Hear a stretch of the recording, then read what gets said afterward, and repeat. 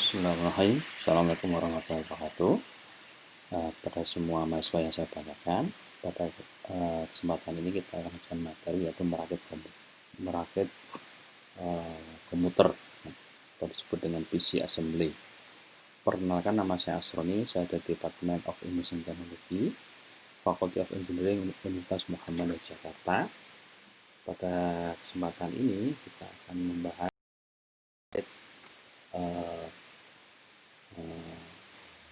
perakitan PC. Nah, ini dari materi IT Essential versi 7. Bagaimana kita akan melakukan perakitan komputer? Ini ada beberapa section and objective terkait perakitan komputer. Ya. Nah, nanti di sini ada bagaimana kita membangun sebuah komputer. Itu terlebih dahulu saya akan jelaskan. Nanti di sini ada bagian-bagian ya, bagaimana harus bisa mendefinisikan standar umum. Standar umum apa? Terkait dengan keselamatan dari kebakaran. Ini yang terpenting. Kita perlu kenyamanan. Kemudian dilanjutkan bagaimana kita harus mengoneksikan ya satu daya atau power supply. Kemudian kita lanjutkan bagaimana menginstal komponen motherboard, bagaimana menginstal ya internal drive ya nanti yang cukup banyak. Kemudian bagaimana kita menginstalasi kartu adapter atau adapter card. Kemudian kita nanti dilanjutkan bagaimana mengidentifikasi ya bagaimana mengidentifikasi untuk menambah sebuah penyimpan atau storage. Nanti diakhiri bagaimana kita menghubungkan ya komponen komputer dengan kabel yang sesuai. Nah, jadi komponen komputer banyak banget, misalnya nanti ada kipas, ada hard disk, ya, ada USB, ada yang lain ya. Untuk hubungan kabel yang lain yang terpenting misalnya nanti adalah di depan komputer itu kan ada kabel power, kabel untuk hard disk itu ya. Itu akan bagaimana kita menghubungkannya. Baik, kemudian nanti kalau Anda akses di NetAcad, di situ Anda akan diberikan ya sebuah video yang cukup baik yang menerangkan terkait ini, misalnya terkait dengan standar umum ya, dimana kita atau terkait keselamatan dari kebakaran dan beberapa faktor yang harus disiapkan ya. Artinya kita di sini adalah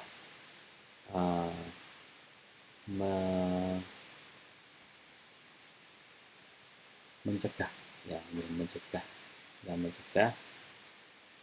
daripada kita terjadi, kalau lebih baik mencegah. Nah, itu ya keselamatan kebakaran saat bekerja di komputer. Nanti di sini saya akan dijelaskan beberapa tahapan bagaimana Anda harus melepaskan ini ya jam tangan dan perhiasan, kemudian nanti Anda harus mematikan dan mencabut ya, ini dua-duanya ya, mematikan dan mencabut peralatan ya, misalnya dari stop kontak listrik gitu ya. Kemudian juga Anda harus menghilangkan ya semua yang bisa mengkacaukan atau membahayakan dari ruang kerja. Kemudian Anda juga harus menutup ya semua tepi yang tajam ya, bermacam-macam, mungkin ada tools ya yang runcing atau yang tajam, itu Anda harus tutup. Kemudian lebih baik lagi kalau Anda itu untuk keselamatan itu juga menggunakan kacamata pengaman ya. Biar tidak langsung kalau ada percikan apa-apa kita langsung ke wajah atau ke bagian yang membahayakan. Kemudian dalam keselamatan ini juga Anda memiliki prosedur ya, prosedur yang betul. Nah, misalnya Anda mengangkat yang tepat ya untuk PC ya, misalnya harus hati-hati, artinya jangan sampai sembrono sehingga bisa membahayakan. Nah, yang terpenting adalah Anda harus mengecek ya ketersediaan dari alat pemadam api ini, juga Anda cek ya kadaluarsa ya, itu kan ada bahan bakunya ya untuk pemadam itu ya, tanggalnya, dan pastinya di sini rating ya, artinya ratingnya itu masih sesuai. Misalnya ada masa berlakunya itu kan berupa kecil ya, jadi nanti harus ada cek tanggalnya sampai mana. Kemudian juga harus tahu bagaimana cara penggunaannya. Nah, itu sementara di lab kita sudah beli itu ya, artinya sudah artinya harus dipraktekkan gitu ya, bagaimana Anda membuka dan menggunakan dari alat pemadam tersebut. Kemudian di sini juga akan jelaskan nanti di metacad ya, bagaimana menginstal sebuah power supply. Nah, nanti di video itu dijelaskan ya bagaimana Anda harus membuka casing komputer, bagaimana Anda harus mensejajarkan ya, bagaimana lubang dari skrup ya pada power supply sehingga sesuai dengan dudukan atau mount ya pada casing komputer. Jadi kalau Anda masang power supply itu harus pas diletakkan lubang portnya, nah jangan sampai meleset gitu ya. Kemudian juga memasang coki daya pada tempatnya gitu ya. Selanjutnya adalah bagaimana kita memilih sebuah casing ya, casing dan kipas di sini.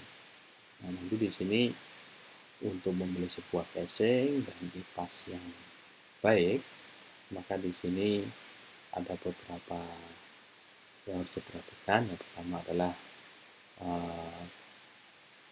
model tipenya ya, model type.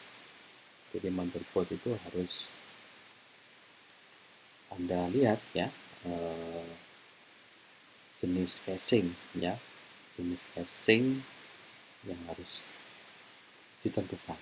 Nah, jadi nanti Anda mau pakai apa, nah itu nanti pastinya harus ukurannya ya, ukurannya itu harus sesuai gitu, harus match ya. Jadi ukurannya itu harus sesuai match dengan yang ada. Kemudian juga ukuran. Nah, nanti komputer ini kan memiliki banyak komponen. Nah, sehingga nanti membutuhkan banyak ruangan.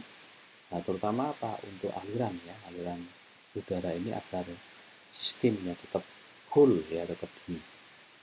Kemudian nanti lanjutkan ke power supply ya. Nah, power supply ini harus cocok ya. Jadi harus kriteria atau ratingnya itu harus cocok ya, terutama dengan tipe dari motherboard. Nah, nanti jangan sampai kekecilan, apalagi kalau kegedean jelas nggak bisa masuk gitu ya. Kalau kekecilan nanti takutnya baterainya nggak sesuai. Juga nanti adalah tampilan ya, penampilan atau appearance ya. Nanti di sini ada beberapa ya desain dari casing yang harus dipilih gitu ya, itu harus disesuaikan. Nah, nanti di sini juga yang terpenting adalah status display, artinya status tampilan status ini kan harus disesuaikan ya, karena nanti di sini ada LED ya, LED, lampu LED yang dipasang di luar casing ya, yang dipasang di luar casing itu akan memberitahu bahwa ini masih ada nyala atau powernya sudah on. Kemudian ketika hard disknya digunakan itu juga ada lampu indikasi di sana. Atau ketika lampu ini komputer ini nyala tapi posisinya adalah sleep atau hibernate. Nah, mode hibernate itu juga ada lampu ya yang yang bisa kita lihat gitu ya. Nah, kemudian untuk memilih casing dan fan ini adalah terkait ini ventilasi. Jadi nanti casing itu ya nanti itu memiliki ventilasi pada satu daya, dan beberapa memiliki ventilasi di bagian belakang ya. Untuk apa? Untuk mengalirkan udara keluar ke dalam sistem. Nah, untuk pendinginan kan udara luar kita akan bawa ke dalam untuk mendinginkan. Bahkan casing memiliki beberapa casing ini juga memiliki banyak ventilasi. Artinya untuk menjaga stabilitas dan kedinginan dari pilar tersebut. Nah, kemudian di sini ada beberapa faktor yang harus dipertimbangkan ya di dalam memilih sebuah mesin dan kipas. Faktor ukurannya. Nah, ukurannya itu nanti kan harus Anda perhatikan ya bahwa kipas itu ya harus sesuai ya yang dibutuhkan. Nah, besar kecilnya, terutama untuk menjaga kestabilan biar tetap dingin itu adalah cukup ya. Cukupan aliran udara yang masuk. Kemudian kecepatannya kipas. Nah, itu kecepatan kipas itu harus sesuai, jangan sampai nanti terjadi noise atau panas yang berlebih bisa membahayakan dari komponen dari PC. Kemudian adalah jumlah komponennya. Nah, itu nanti jumlah komponen itu harus diperhatikan ya, karena komponen itu bisa menambah dalam artian apa ya? Menambah dalam artian beberapa hal, terutama panas ya. Di sini ada berapa kipas yang dipakai, ya, berapa besar ya ukuran kipasnya dan berapa kecepatan kipas yang nanti mensupportnya. Nah, kemudian sini juga ada physical environment yang lain ya. Misalnya nanti Anda harus memilih ya interior dari model pendinginan dari kipas tersebut. Kemudian adalah jumlah dari penempatan ya. Nah, dari penempatan kipas ya pada posisi casing atau motherboardnya itu tersedia atau enggak. Nah, karena nanti perbedaan casing itu juga ada perbedaan dari jumlah tempat yang tersedia untuk kipas. Kemudian adalah faktor untuk lokasi ya, lokasi dari tadi penempatan kipas ya. Nanti casing yang berbeda itu memiliki lokasi untuk mounting fan. Jadi nanti di mana ya dilihat dulu nanti berapa yang ada untuk kipas yang harus dipasang. Kemudian adalah terkait ini koneksi ke elektrikal ya, jadi kelistrikan. Nah, jadi beberapa casing pada casing kipas itu adalah terhubung secara langsung ke motherboard ya. Jadi nanti harus ada misalnya ada kipas lain itu pun harus ada ketersediaan langsung untuk mendapatkan power supply. Nah, kemudian kita akan lanjutkan bagaimana kita akan memilih sebuah power supply. Nah, di sini ada beberapa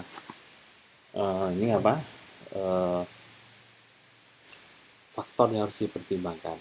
Yang pertama adalah tipe dari motherboard. Nah, kemudian dilanjutkan dari ukuran dari daya yang diperlukan. Kemudian adalah jumlah komponen. Nah, jumlah komponennya yang akan dipasang. Kemudian tipe dari komponennya. Kemudian adalah tipe dari casingnya. Nah, nanti ini harus Anda perhatikan ya, beberapa penyebab. Misalnya untuk tipe motherboard itu harus kompatibel ya. Power supply itu harus kompatibel dengan motherboardnya, jangan sampai kebesaran, kekecilan. Kemudian ukuran watt. Nah, ukuran watt ini juga harus Anda perhatikan karena nanti di sini Anda harus memperhatikan berapa voltage tegangan dan arus ya, ada ampere yang akan dipakai, misalnya nanti ada memakai berapa kipas, ada pakai beberapa hard disk ya, itu semuanya adalah menambah daya, ya, jumlah daya yang akan dibutuhkan. Kemudian jumlah komponen juga sama tadi ya. Jadi nanti di sini ada sebuah persyaratan ya, bahwa nanti harus ada meyakinkan bahwa power supply itu harus menyediakan kecukupan watt. Nah, nanti di sini dikatakan bahwa tipe komponen itu harus memiliki 25% ya. Artinya jangan sampai hitung Anda pas, harus ada sisa ya, sisa 25% ya untuk kebutuhan yang tidak terduga. Kemudian tipe komponen, ya, nanti tipe komponen ini harus menyediakan terutama untuk power konektornya. Jangan sampai Anda nanti beli hard disk, kabelnya habis, mau di support pakai apa gitu ya, itu harus dipertimbangkan. Juga nanti tipe casingnya ini ya harus power supply itu harus ditempatkan, ya harus ditempatkan sesuai dengan casing yang ada, ya harus match lah, gitu, harus cocok. Nah nanti di sini juga Anda bisa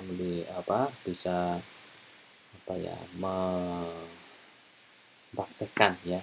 Dan ini dengan asisten baru kita pikirkan juga bagaimana kalau kondisi pandemi ini kita bikin video gitu ya untuk instalasi sebuah power supply, atau bahkan sudah ada banyak ya di YouTube dan sebagainya untuk mensupport ini.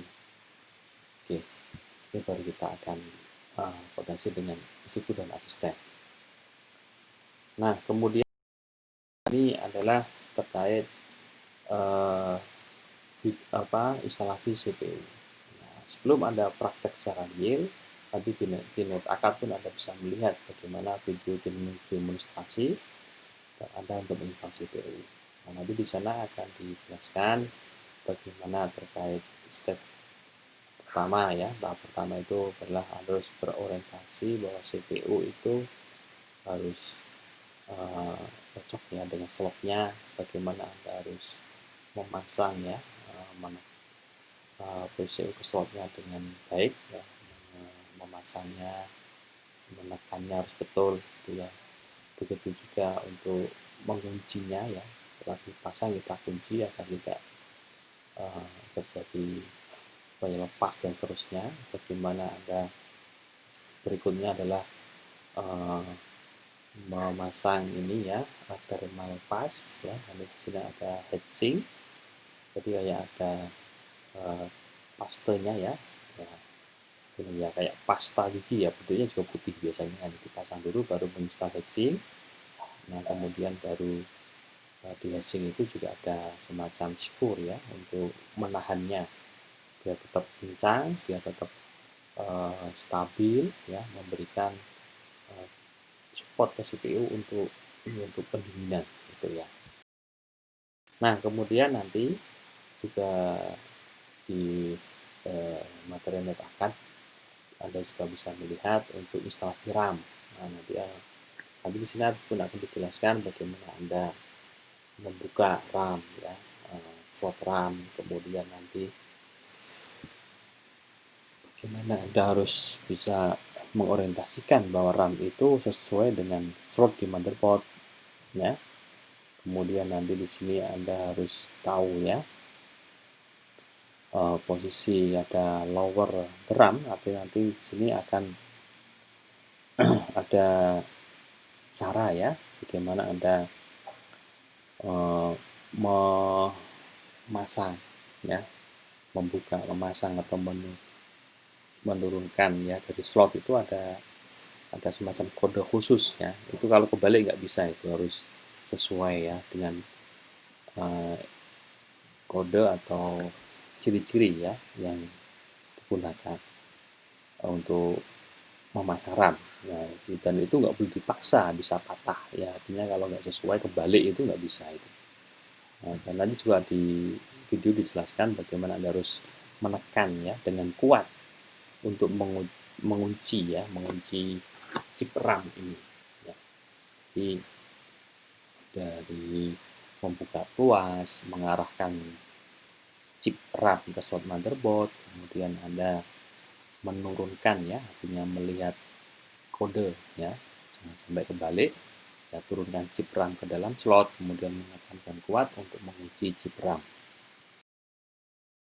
Nah, kemudian nanti di sini eh, eh, bagaimana urutan-urutan juga, nanti di video nanti bisa Anda ekspor lebih dalam, lebih jauh untuk install motherboard.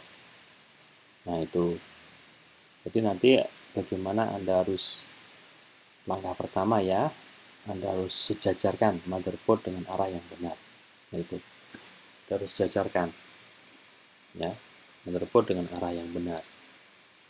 Kemudian bagaimana harus menemukan ya, itu ada titik itu, jangan sampai motherboard kebalik ya posisinya, jadi ada semacam posisi ya, posisi untuk boardnya, posisi untuk lubang-lubangnya ya. Nah, itu ada seperti itu. Kemudian Anda lakukan dengan menginstal ya, menginstal motherboard tersebut ya ke casing komputer. Ya, motherboard itu nanti harus ada Stanford-nya ini ya, menginstal Stanford ini sudah Anda harus pas ya. Kemudian juga sejajarkan plat I/O ke bagian belakang casing komputer. Ini plat I/O ya, nanti I/O-nya input outputnya itu kan ya, misalnya untuk HDMI-nya, untuk VGA-nya, untuk sound-nya itu sudah langsung ya. Untuk kalau dulu misalnya untuk USB-nya itu sudah ada, jadi itu biasanya sudah cocok ya, match dengan uh, plat ya, sejajarkan dengan plat I/O input outputnya. Kemudian Anda menurunkan atau meletakkan motherboard ke tempatnya. Kemudian yang terakhir adalah menginstal ya, memasang skrup ke dalam penyangga. Nah, itu juga harus hati-hati karena jangan sampai conflicting atau apa, harus pas ya posisinya seperti itu. Nah, kemudian nanti di sini juga bagaimana Anda memilih sebuah motherboard. Nah, ini ketika kita memilih untuk memasang motherboard, maka Anda harus memastikan ya bahwa dengan yakin bahwa posisi ini akomodasi ya untuk CPU, RAM, ada video adapter, soket dan chipset motherboardnya harus kompatibel. Kemudian ini keberadaan heatsink ya, dan kipasnya itu harus sudah terpasang dengan baik gitu ya. Kemudian jumlah atau tipe dari expansion slotnya itu harus match gitu ya. Kemudian bagaimana keberadaan dari power supply koneksinya itu harus benar-benar tepat ya, fit ya, jangan sampai ada yang lepas dan sebagainya. Kemudian nanti di sini adalah motherboardnya itu harus sesuai ya dengan casingnya ya, jangan sampai nggak pas itu, nanti bisa bahaya itu ya, karena terkait dengan daya dan watt tadi kan bisa menimbulkan aliran listrik. Nah, kemudian nanti di sini ada beberapa bagaimana kita memilih sebuah CPU dan cara ini ya untuk melihat proses pendinginannya. Nah, nanti di sini ada soket ya, Intel soket, ada AMD soket. Ini. Jadi di sini ada beberapa ya. Nah, misalnya di sini ada Intel soket, ada AMD soket itu dengan model-model arsitekturnya. Nah, hal terpenting di sini adalah faktornya yang harus dipertimbangkan, yaitu terkait tipe soket, kemudian adalah terkait motherboard physical spesifikasinya seperti apa, kemudian casing, ukuran casing socketnya, kemudian adalah fisiknya dari environmentnya itu seperti apa. Nah, misalnya untuk tipe socket, nanti di sini heatsink-nya or fan type must match the socket type of the motherboard. Jadi harus matching. Kemudian nanti adalah heatsink-nya itu or fan must not interfere ya with any component attached to the motherboard. Kemudian nanti juga dijelaskan terkait heatsink-nya atau fan-nya itu harus berada di dalam casing. Kemudian physical environment-nya itu heatsink-nya itu harus cukup ya, cukup dalam artian sesuai ya untuk menopang dari tingkat nanti kan CPU kalau udah kerja itu kan panas ya, itu harus sesuai ya. Misalnya kalau dia panas ya nanti harus cukup menopang untuk mengurangi panasnya itu. Nah, kemudian nanti akan dilanjutkan dengan ini apa? Bagaimana menginstal sebuah RAM. Ini RAM ya. RAM seperti itu, maka di sini RAM itu baru mungkin diperlukan saat aplikasi terkunci atau komputer sering menampilkan pesan kesalahan. Untuk menentukan apakah masalah itu pada RAM, maka perlu ada namanya tes RAM di BIOS gitu ya. Kecepatan RAM baru harus didukung oleh chipset nanti di sini bahwa memori juga dapat dikategorikan sebagai unbuffered memory dan buffered memory. Nanti ada memori tanpa buffer. Ya, nanti di sini adalah memori bisa untuk komputer. Nah, komputer membaca data langsung dari bank memori sehingga lebih cepat daripada memori yang di buffer. Memori yang disangga, memori khusus untuk server dan workstation kelas atas yang menggunakan RAM dalam jumlah besar. Ini memiliki chip kontrol yang dibangun ke dalam modul yang membantu mengontrol memori dalam mengolah RAM dalam jumlah yang besar. Itu ada dua ya, dan memori tanpa buffer dan memori yang disangga. Nah, kemudian adalah terkait ini apa instalasi motherboard dalam komputer. Dan nanti di sini harus dipraktekkan ya, artinya nanti di sini harus ada praktek. Nanti apakah nanti kita akan bikin video ya, instructor asisten bagaimana menginstalasi CPU, kemudian heatsink atau fan-nya itu dirakit, kemudian RAM-nya ya dipasang dalam motherboard. Nah itu dan nanti bagaimana juga ketika install motherboard ke dalam casing komputer itu nanti harus dilihat dulu.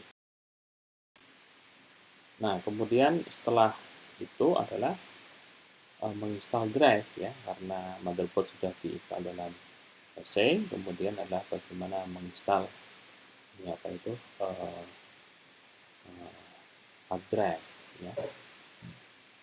Jadi ini adalah langkah-langkahnya ya. Yang pertama misalnya di sini adalah Anda harus memposisikan hard drive agar sejajar dengan bukaan drive. Ya, harus sejajar, koneksi daya dan antar mereka harus menghadap ke arah motherboard. Langkah yang kedua itu adalah masukkan hard drive ke dalam tempat drive sehingga lubang skrup di drive sejajar dengan lubang skrup di casing. Yang ketiga ya biasa kencangkan hard drive casing menggunakan skrup yang tepat. Ya, skrup plus ada skrup minus itu harus sesuai ya ukurannya juga. Itu ada video di sana di Metacat yang bisa Anda cermati. Nah, kemudian nanti di sini ya Anda juga masih melanjutkan ya terkait install dari drive ya. Nanti di sini ada misalnya ada mau install optical drive. Di optical drive itu kan bentuknya bermacam-macam. Yang pertama adalah dari depan casing ya Anda memilih drive yang sesuai. Jadi nanti biasanya ini masanya dari depan ada lubang itu Anda masukkan. Nah, kemudian masang kabel dulu baru nanti dimasukkan. Maka di istilah kedua adalah posisi ya dari optical drive itu harus sejajar ya. Misalnya nanti di sini kabelnya atau itu memakai ukuran ya 13,34 cm gitu. Ukurannya segitu ya. Jadi nanti Anda harus bisa sesuaikan. Dan ini adalah opening at the front of the casing, biasanya Anda bisa dari depan ya, sudah ada itu nanti bisa dipasang. Kemudian baru masukkan optical drive ya, dalam tempat yang sesuai itu. Nanti di sini ada lubang portnya yang harus sesuai ya, kemudian ya, baru Anda kencangkan itu ya, untuk memastikan optiknya nyaman, kencang di posisinya. Nah, kemudian di sini Anda juga dijelaskan mengenai bagaimana Anda melihat hard drive ya. Nanti di sini ada internal atau eksternal ya dari hard drive. Ada bentuknya macam-macam, ada HDD, ada SSD, ada SSD. Nanti hard swable, ada head generation, noise generation, sama power recruitment. Nah, ini adalah beberapa faktor yang harus diperhatikan ya. Dengan kemajuan teknologi itu sudah pesat perkembangan. Ini untuk bagaimana Anda memilih optical drive. Nanti di sini ada beberapa kolom ya, optical drive-nya dengan beberapa macam, ada CD-ROM, ada CD-RW, ada DVD-ROM sampai dengan DRA. Nanti di sini juga ada kolom ya untuk spesifikasinya read, write ya, ada CD ya, read, write DVD, ada read Blu-ray ya, write Blu-ray ya, write Blu-ray. Dan di sini sekarang teknologi berkembang ya, Anda lihat dari CD-ROM yang paling lama hanya bisa membaca CD, kemudian ada CD-RW sampai dengan teknologi terbaru sampai VDRA. Nah, kemudian nanti di sini ada beberapa faktor yang diperhatikan ya, tipe koneksinya, bagaimana ini bagaimana pembaca capability untuk pembacaannya, capability untuk menulisnya, termasuk ini adalah terkait tipe dari medianya. Nah, kemudian nanti dilanjutkan bagaimana Anda harus menginstal ya sebuah hard drive. Nah, ini. Di sini ada drive ya, drive by weight. Nanti ukurannya seperti apa? Ada yang 13,3 cm, ada 8,9 cm, ada yang 6,35 cm. Intinya nanti di situ adalah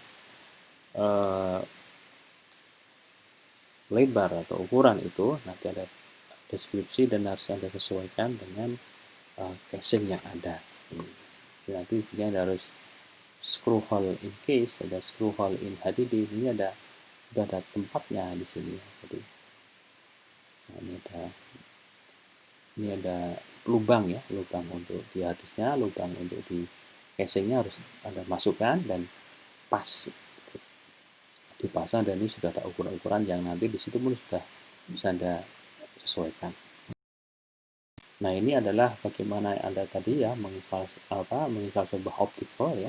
Ini juga tahap-tahapannya. Nah, nanti di sini juga akan ada bagaimana drive ya. Nanti di sini ada video ya, video juga yang Anda harus bisa cermati secara langsung. Bagaimana Anda harus menginstal adapter card ya. Nah, bagaimana Anda harus mencari ruangan yang kosong dan pas, kemudian Anda harus mensejajarkan ya posisi dari adapter cardnya, kemudian Anda harus menekan ke bawah dengan kencang, kemudian Anda baru pengunci yang ada. Nah, ini adalah bagaimana Anda memilih sebuah adapter card ya. Nah, ada PCIX ya, PCIX 16 dan seterusnya. Nah, ini juga ada beberapa faktor lain yang Anda harus perhatikan di sini ya. Oke, kita lanjutkan untuk faktor ya. Faktor lain untuk pemilihan dari adapter card. Dan di sini adalah ada pertimbangan ya sebelum Anda membeli sebuah adapter card. Itu ada pertimbangan terkait pertanyaan. Nah, misalnya di sini adalah apakah user ya, user yang dibutuhkan ya. Jadi what user current and future needs, yang dibutuhkan apa, fiturnya apa. Kemudian is there an open and compatible expansion slot available. Nanti di sini kalau Anda buka itu ada berapa slot ya ekspansi yang tersedia. Dan what's possible configuration option. Nanti apakah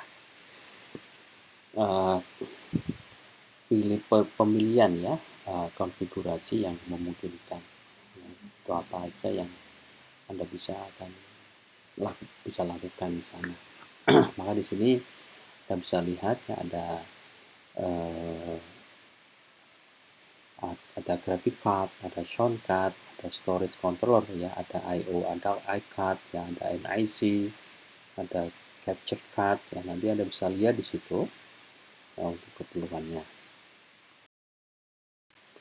Nah, di sini juga diberikan ya petunjuk bagaimana Anda itu menginstal ini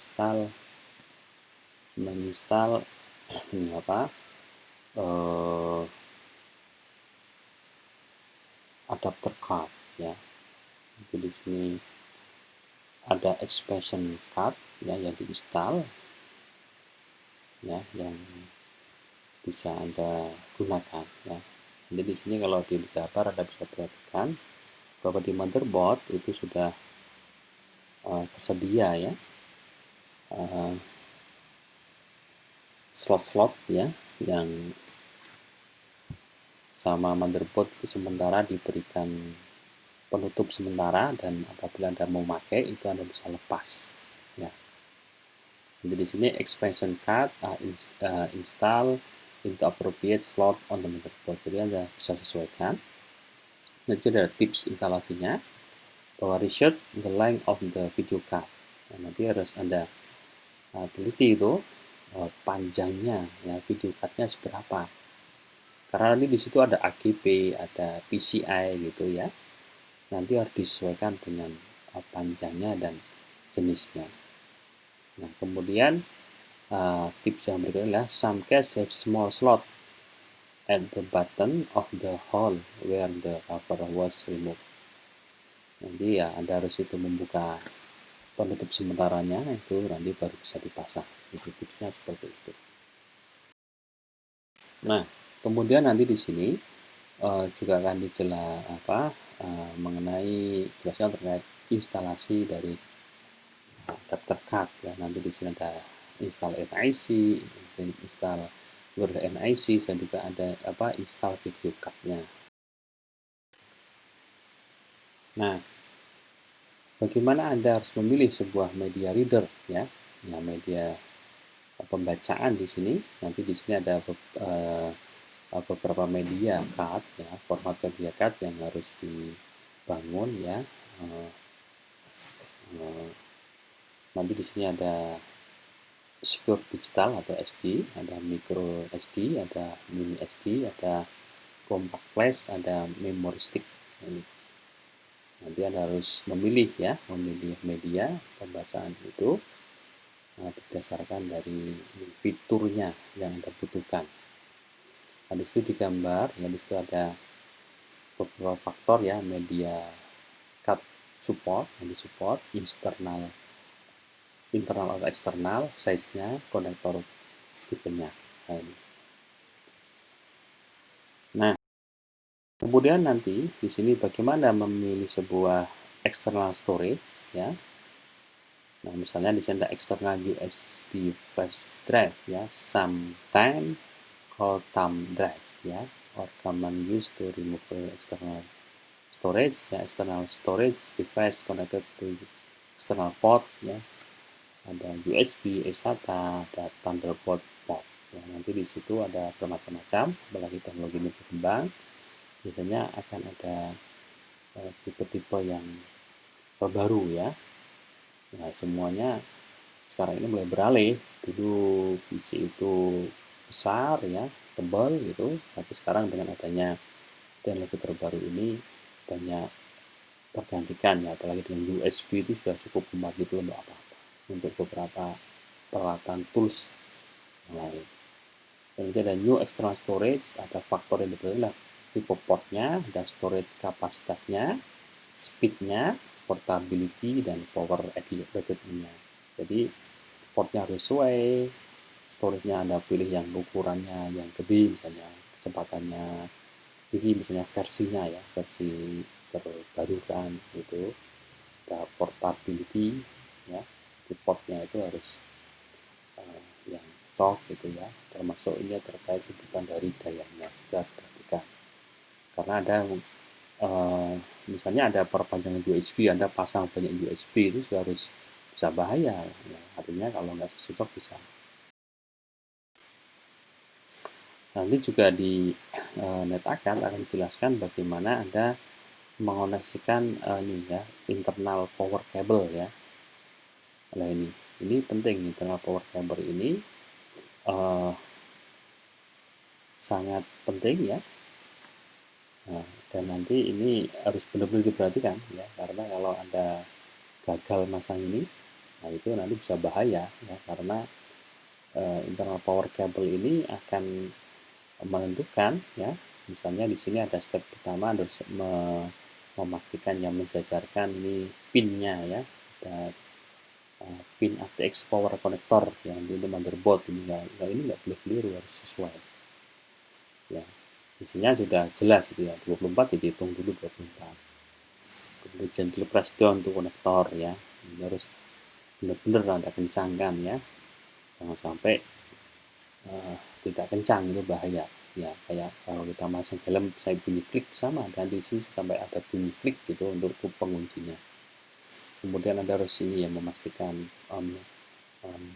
pemasangan ya, terkait ini harus sesuai, nggak boleh kebalik ya, untuk pin auxiliary power konektor ya, soket motherboard ini harus sesuai. Baru nanti press Anda tekan yang kuat sampai bunyi klik ya, ke tempatnya. Kemudian jangan lupa ini untuk power CPU kipas ya, ini harus juga dipasang secara baik, kemudian dipasang secara sampai kencang ya. Nah kemudian juga ini untuk apa ini koneksi ke internal data cable ya. Ini. Nah nanti di sini ada apa? Ada videonya juga bagaimana harus mengejarkan SATA cable ya. Kemudian bagaimana Anda harus ini ya, SATA cable and memasang dan melepasnya ya ke dalam semua SATA yang sesuai. Ini untuk internal data cable ya, Anda harus pasang ya. Nanti ada kabel SATA, itu kabelnya pun agak unik dan nanti bisa lihat di videonya cara. Kemudian adalah internal cable, nanti di sini dijelaskan juga ya, videonya juga gimana Anda harus memasang beberapa ini ya. Terutama ini penting banget untuk install from panel cable ya, karena nanti di sini Anda harus memasang beberapa konektor untuk power switch, untuk reset ya, untuk power LED, untuk power HDD LED, untuk speaker gitu ya, untuk USB. Nah, nanti di sini nanti akan ada contoh, apalagi di video sudah sangat jelas ya bagaimana audio kabelnya itu.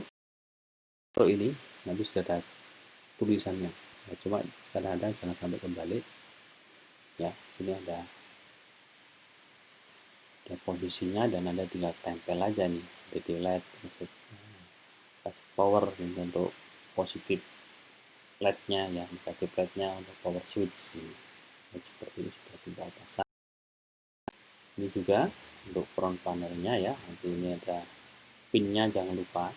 Nah itu pin 1.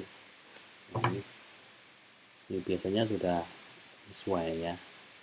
Ada tanda-tanda khusus ya untuk meletakkannya. Nah, ini misalnya untuk sama ya, untuk USB ya, USB 3.0 atau USB 3.1 itu nanti pun sudah ada nih, dan adalah posisi ya, dan Anda tinggal masang nanti, dan sudah ada ciri khas ya, di sini bisa ada lubangnya, itu nanti Anda tinggal. Nah kemudian nanti di sini juga untuk front panel itu ada power button, ada RCD button, power LED, ya, drive activity light, sistem speaker, audio cable, sama USB. Nanti di sini sudah ada ini ya. Misalnya Anda harus mensejarkan atau menyesuaikan pin satunya gitu ya. Ini sudah ada keterangan dari masing Anda bisa praktekkan itu ya. Kemudian ini ada bagaimana Anda memasang ya, apabila sudah komplit, yaitu komplit perakitan komputer, maka di sini ada reattach front panel ya, memantau kembali, kemudian ini power supply, memasang ya, mencolokkan kabel ke dalam power supply, kemudian orange and connect ya, USB kabel, USB port ya, orange connector, video cable, video port on the video adapter. Jadi Anda yakinkan semua ya, kita cek kembali ini, kemudian think the video cable screw, the video adapter, connect the network cable, add internet port ya, connect audio ya, the slide panel cover ya, kemudian pick 10 and screw to screw the set panel cover. Nanti di sini Anda harus pastikan dulu sebelum benar mau dicoba. Nah, nanti di sini ada petunjuk juga ya, yang cukup banyak dari siswa sebenarnya kalau mau praktek ya. Jadi we will install sheet panel and external cable on the computer. Nanti juga Anda bisa lakukan instalasi eksternal kabelnya nanti seperti apa ya, untuk memasang komponen-komponen yang lain ya, karena nanti ada tambahan-tambahan yang lain, berarti yang lain pasang. Maka akhirnya dalam kuliah ini kita bisa meresum ya, bahwa nanti semua itu ya ada diletakkan dan Anda ikuti cara baik dari mendefinisikan standar umum ya dari keselamatan kebakaran ya, kemudian mengoneksikan tadi ke power supply, menginstal motherboard komponen, menginstal internal drive, menginstal adapter card, mengidentifikasi ini penambahan storage, dan menghubungkan komputer komponen dengan kabel tertentu ya, kabel yang sesuai tadi. Maka saya cukupkan ini, dan semoga bermanfaat. Dan kata kuncinya apa ya, mau praktek gitu ya, memperhatikan cara benar video petunjuknya, baru praktek, itu akan lebih mengena ke dalam knowledge Anda atau pengetahuan Anda, dan itu sebagai bekal skill untuk menyongsong pekerjaan hidupnya itu. Saya akhiri, assalamualaikum warahmatullahi wabarakatuh.